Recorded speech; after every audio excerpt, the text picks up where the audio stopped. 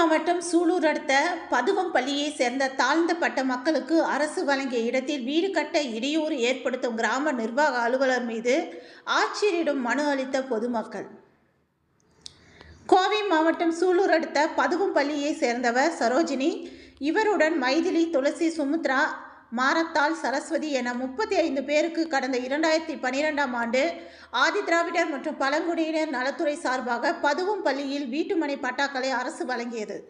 இதனை பெற்ற மக்கள் அந்த பகுதியில் வீடுகள் அமைக்கவும் குடிசை போடவும் அப்பகுதியை சேர்ந்த கிராம நிர்வாக அலுவலருக்கு 30,000 ரூபாய் லஞ்சம் தர வேண்டும் என கிராம நிர்வாக அலுவலர் மிரட்டி வருகிறார். அவ்வாறு பணம் தரவில்லை என்றால் பட்டாக்களை ரத்து செய்து விடுவதாக மிரட்டி வருகின்றார். அவ்வாறு செய்யும் கிராம நிர்வாக அலுவலர் மீது உரிய நடவடிக்கை எடுக்க வேண்டும் என்று பாதிக்கப்பட்ட பொதுமக்கள் இன்று கோவை மாவட்ட ஆட்சியர் கிராந்திகுமார் பாடியை சந்தித்து புகார் மனு அளித்தனர். மனுவை பெற்றுக்கொண்ட ஆட்சியர் மாவட்ட ஆதிதிராவிட நலத்துறை அதிகாரிகளின் கவனத்திற்கு கொண்டு சென்று உரிய நடவடிக்கை எடுப்பதாக தெரிவிப்பதாக பாதிக்கப்பட்ட பொதுமக்கள் தெரிவித்தனர்.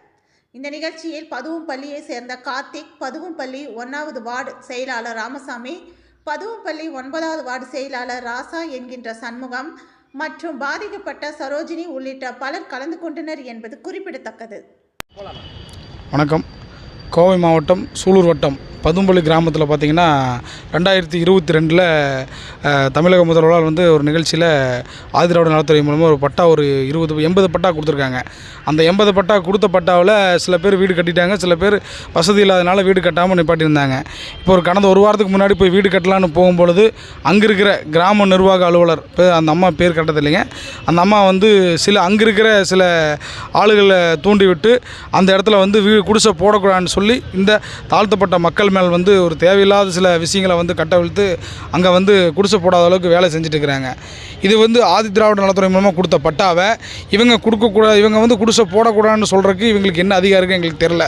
இருந்தாலும் இவங்க யாருடைய தூண்டுதலால் இப்படி பேசுகிறாங்கிறது தெரில. அதனால் நாங்கள் இன்றைக்கி கலெக்டரை பார்த்து கலெக்டர்கிட்டையும் தனி வட்டாட்சியர்கிட்டையும் நாங்கள் மனு கொடுத்துருக்குறோம்.